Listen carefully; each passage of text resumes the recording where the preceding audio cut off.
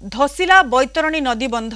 जाजपुर जिला दशरथपुर दे प्रवाहित बैतरणी नदी धसिबा फल स्थानीय अंचल में भयर वातावरण देखा जलसंपद विभागर निम्नमानर बंध कार्य और ठिकादार प्रीति जोगु एभली परिस्थिति सृष्टि होइथिबा अभियोग होइछि।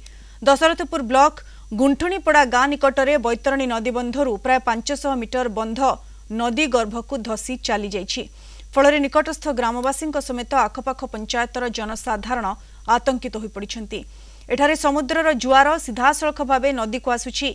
एही जल उक्त भंगा बंध अतिक्रम करी चाष जमी नष्ट करिवार आशंका सृष्टि करिछि, जहाकु नै चिंतारे स्थानीय चाषी। ए संपर्क में खबर पाई जलसंपद विभाग अधिकारी माने स्थिति अनुध्यान करिछन्ति। बंध प्रकल्प निर्माणाधीन थिबा बेले बन्या पई प्रकल्प कार्य बंद रहिथिला। खूब शीघ्र स्थायी समाधान कराजिबो बोली प्रतिश्रुति देछि जलसंपद विभाग।